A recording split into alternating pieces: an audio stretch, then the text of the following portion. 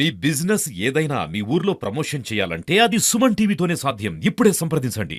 Welcome to Suman TV. గత 4 రోజుల క్రితం ఆంధ్రప్రదేశ్ రాష్ట్ర ఉప ముఖ్యమంత్రి పవన్ కళ్యాణ్ గారు చిత్తూరు జిల్లా పలంనేరు నియోజకవర్గంలోని ముసలమడుగులో ఉన్న ఎలిఫెంట్ క్యాంపును ప్రారంభించడానికి వచ్చారు. అయితే సందర్భంగా మహిళకు కాలు ప్రమాదం జరిగింది. అయితే కొందరు పవన్ కళ్యాణ్ గారి క్యాన్వాయ్ గుద్దడంతోనే మహిళకు తీవ్ర గాయాలయ్యాయని చెప్పేసి ప్రచారం చేయడంతో ఆ విషయం కాస్త పవన్ కళ్యాణ్ గారికి తెలియజేసింది. అయితే గాయపడిన మహిళను స్థానిక జనసేన నాయకులు పలంనేరు ప్రభుత్వ ఆసుపత్రిలో చేర్పించి చికిత్స చేయించారు. అయితే విషయం తెలుసుకున్న పవన్ కళ్యాణ్ గారు ఆ మహిళ హేమలత త్వరగా కోలుకోవాలని చెప్పేసి పసుపులేటి హరిప్రసాద్ గారిని పంపించి జనసేన నాయకులు కూడా పంపించి ఆమె మెరుగైన వైద్య సేవలు అందించాలని, అలాగే ఆమె త్వరగా కోలుకోవాలని తెలుపుతూ ఒక లెటర్ తో పాటు లేపాక్షికి చెందిన బొమ్మను పంపిస్తూ ఆమెకు సర్ప్రైజ్ చేశారు. ఏమైనా సమస్యలు ఉంటే పరిష్కరించాలని చెప్పి కూడా జిల్లా అధ్యక్షుని ఆదేశించారు. అయితే తనకు భర్త చనిపోయాడని వితంతు పెన్షన్ కావాలని చెప్పేసి కోరినట్లు జనసేన జిల్లా ఇన్ఛార్జ్ కు తెలిపినట్లు ఆమె తెలిపారు. అయితే అక్కడ ఏం జరిగిందన్న వాస్తవాలను ఆమెను అడిగి తెలుసుకుందాం.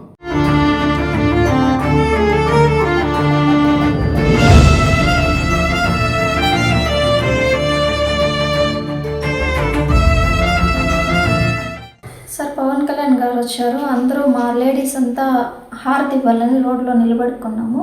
ఆ టైంలో అంటే కార్లంతా పోయి పవన్ కళ్యాణ్ గారు కొంచెం స్లో చేసింది సార్ కారు.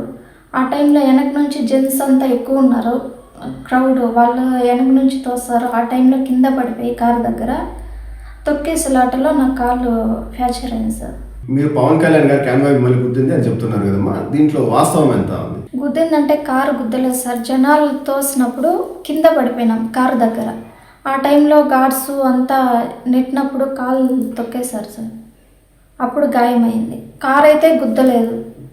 పవన్ కళ్యాణ్ గారు మిమ్మల్ని అసలు గుర్తిస్తారని చెప్పి అనుకున్నారమ్మా మీరు?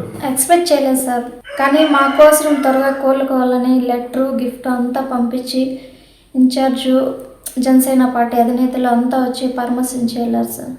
మీతో పవన్ కళ్యాణ్ గారు ఫోన్లో మాట్లాడారమ్మా? లేదు సార్, ట్రై చేస్తున్నారు, ఏదో మీటింగ్లో ఉన్నారు అని చెప్పినారు సార్, మాట్లాడిస్తామని చెప్పినారు. ఇంకోటి మా ఇప్పుడు జిల్లా అధ్యక్షుడు అయితే మిమ్మల్ని కలవడానికి వచ్చారు కదా, ఏం చెప్పారమ్మా ఆయన?